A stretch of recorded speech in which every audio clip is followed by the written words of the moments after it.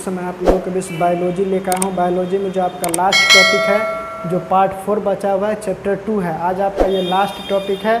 आज आपका ये बायोलॉजी का चैप्टर 2 नियंत्रण एवं समन्वयन खत्म हो जाएगा। तो देखिए हम लोग शुरू करते हैं नियंत्रण एवं समन्वयन में। पहले क्या चीज़ के बारे में पढ़ेंगे, तो देखिए पहले हम लोग पढ़ेंगे जो हमारे शरीर में हार्मोन कौन कौन सा हार्मोन होता है और किस हार्मोन से क्या प्राप्त होता है और किस हार्मोन का क्या कार्य है। पहला हम लोग पढ़ेंगे थायरॉक्सिन हार्मोन। कौन सा हार्मोन? Thyroxine hormone. तो थायरॉक्सिन हार्मोन कहाँ से प्राप्त होता है? ऑब्टू से। इसका कार्य क्या है? तो कार्बोहाइड्रेट, वसा और प्रोटीन के उपचय का नियमन करता है, यानी कि इसको पचाता है। कार्बोहाइड्रेट, वसा और प्रोटीन को क्या करता है? नियमित रूप से पचा देता है। उसके बाद दूसरा है वृद्धि हार्मोन। दूसरा क्या है? वृद्धि हार्मोन। ये कहाँ से निकलता है?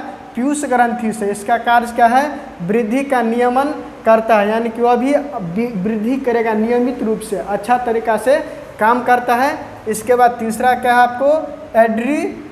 एंड्रीनलिन। क्या है? एंड्रीनिल। ये कहाँ से निकलता है? एंड्रीनल से। एंड्रीनिल कहाँ से निकलता है? एंड्रीनल से।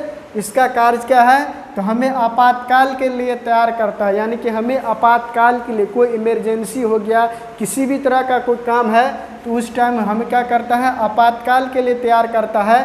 धड़कन और श्वसन दर बढ़ाता है। ये क्या करता है? हमारे धड़कन को, हार्ट बीट बढ़ाता है और श्वसन, सांस लेने की प्रक्रिया को तेजी कर देता है, बढ़ा देता है। उसके बाद चौथा बताएं टेस्टोस्टेरोन। टेस्टोस्टेरोन ये किस में पाया जाता है? नर में, यानी कि पुरुष में पाया जाता है। टेस्टोस्टेरोन किस में पाया जाता है? पुरुष में। यह कहाँ से निकलता है टेस्टोस्टेरोन? तो वृषण से निकलता है। इसका कार्य क्या है? नर में यौवारंभ संबंधी परिवर्तन लाना, यानी कि लड़का में युवा अवस्था का परिवर्तन लाएगा। युवा अवस्था क्या होता है? तो लड़के के मूछ दाढ़ी निकलने लगते हैं, तो यही क्या हो गया? यौवानरंभ। तो यही है यौवनारंभ संबंधी परिवर्तन लाता है। इसके बाद आपको हम पचमा बताएं। पचमा क्या बताए हैं? एरेस्ट्रेन। क्या बचा है? एरेस्ट्रेन। क्या बताए हैं? एरेस्ट्रेन। तो एरेस्ट्रेन किस में पाया जाता है? तो मादा में पाया जाता है। एरेस्ट्रेन किस में पाया जाता है? मादा में। कहाँ से निकलता है? तो अंडाशय से निकलता है।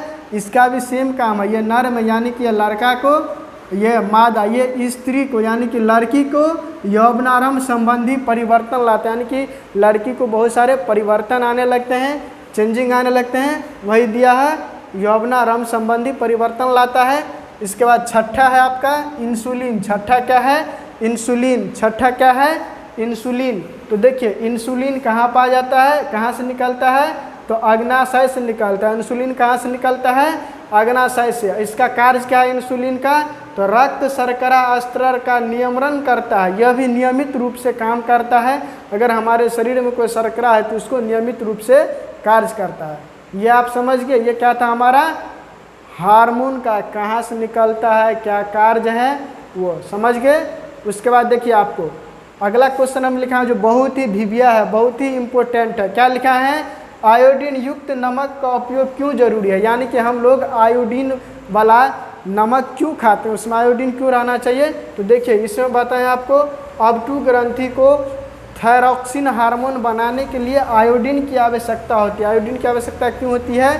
तो थायरॉक्सिन बनाने के लिए शरीर में कार्बोहाइड्रेट, हमारे शरीर में जो कार्बोहाइड्रेट होता है, प्रोटीन और वसा का उपचय थायरॉक्सिन द्वारा नियमित होता है, यानी कि थायरॉक्सिन हमारे शरीर पे काम करता है, नियंत्रित करता है, नियमित होता है। यदि भोजन में आयोडीन की कमी हो तो गाइटर रोग हो जाता है। कैसा रोग हो जाता है?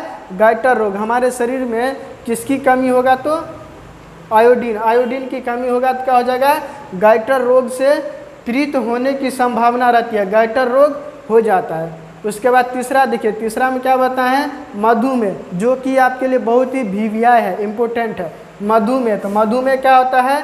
अग्नाशय द्वारा इंसुलिन का स्त्राव कम होता है, यानी कि अग्नाशय से इंसुलिन कम निकलेगा। कम होने या न होने के कारण, कम निकलेगा या नहीं भी निकलेगा, होने के कारण मधुमेह होता है। ऐसे व्यक्ति का रक्त शर्करा स्तर ऊंचा होता है, इससे इसका रक्त में क्या हो जाता है? शर्करा बढ़ जाता है।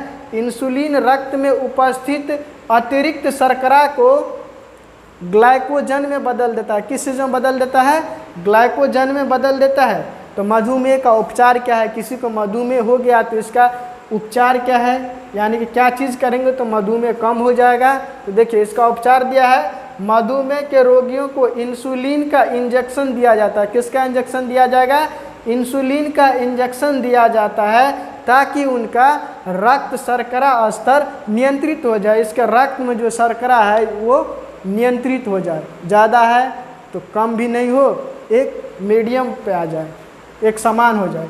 उसके बाद देखिए ये हो गया तीसरा, ये आपको हो गया यहाँ चौथा पॉइंट, और पांचवा में लिखा है आपको ऑब्जेक्टिव। तो चौथा पॉइंट में देखिए क्या लिखा है, पूर्ण भरण क्रिया विधि। क्या होता है? पूर्ण भरण क्रिया विधि। तो स्रावित हार्मोन का समय और मात्रा का नियंत्रण पूर्ण भरण विधि द्वारा। तो यानी कि समय के अनुसार जो काम हो गया तो क्या हो जाएगा? पूर्ण भरण क्रिया विधि। तो अब ये कैसे बनता है? तो रुधिर में शर्करा रक्त बढ़ जाता है। हमारे खून में क्या हो जाएगा? रुधिर में शर्करा रक्त बढ़ जाता है। उसके बाद बढ़ने के बाद आ जाएगा कोशिका अग्नाशय। अग्नाशय संसूचित करता है, यानी कि उसको सूचना देता है, संसूचित कर लेती है, उसको जमा कर लेगा। फिर इसके बाद यहाँ से बन जाएगा इंसुलिन स्रावित करता, फिर इंसुलिन निकालेगा, फिर रुधिर में शर्करा का कम हो जाता, फिर हमारे रुधिर में क्या हो जाएगा? शर्करा कम हो जाएगा। फिर इसके बाद नीचे आ जाएगा इंसुलिन का स्रावन कम होने लगता है। उसके बाद इंसुलिन कम आने लगेगा। धीरे धीरे कैसा आएगा? तो ये हम डायग्राम बताएं, जो समझ लीजिएगा, समझने वाला चीज़ है। तो यहाँ देखिए, यहाँ हम लिखते हैं पूर्ण भरण भेजा जाता है। पूर्ण भरण इस प्रक्रिया द्वारा होता है। तो अब देखिए यहाँ का आपका लास्ट टॉपिक है ऑब्जेक्टिव। ये आपका दूसरा चैप्टर का लास्ट टॉपिक हम आपको पढ़ाएं। अब ये लास्ट पॉइंट पढ़ाने जाते हैं जो ऑब्जेक्टिव है। इंसुलिन की कमी से कौन सा रोग होता है? तो मधुमेह रोग होता है। शरीर का प्रमुख समन्वयन केंद्र क्या है? तो मस्तिष्क है। रक्त में आयरन की कमी से होने वाला एक रोग, रक्त की कमी से, यानी कि हमारे ब्लड शरीर में कम रहेगा तो क्या चीज़ हो जाएगा? एनीमिया हो जाएगा। इसके बाद देखिए पौधे में समन्वयन होता है किस चीज़ के द्वारा? रासायनिक विधि के द्वारा। रक्षी कोशिकाएं कहाँ पाई जाती है? तो पत्तियों में पाई जाती है। मास्टर ग्रंथि कहलाता है पिट्यूटरी ग्रंथि। मास्टर ग्रंथि को क्या कहते हैं? पिट्यूटरी ग्रंथि। इसके बाद मानव में डायलिसिस थैली कहाँ पाया जाता है? नेफ्रॉन में। मानव में डायलिसिस थैली कहाँ पाया जाता है? नेफ्रॉन में। हार्मोन स्रावित होता है कहाँ? अंतःस्रावी ग्रंथि से। हार्मोन कहाँ से स्रावित होगा? अंतःस्रावी ग्रंथि से। आप लोग इसको ज़्यादा से ज़्यादा इस वीडियो को शेयर कीजिए, लाइक कीजिए, चैनल पे आके सब्सक्राइब कीजिए और मेरा मनोबल इसी तरह बढ़ाते रहिए ताकि हम और आप लोगों के बीच आए। और हमें विश्वास था, हमने आपको बताया था, आप लोग चाहे तो हमें इस मंथ के लास्ट तक में 1K सब्सक्राइबर बना सकते हैं। सब आप ही लोग का प्यार है, आप ही लोग का देन है। आप लोग ज़्यादा से ज़्यादा जुड़िए, अपने दोस्तों को शेयर कीजिए वीडियो। जय हिंद।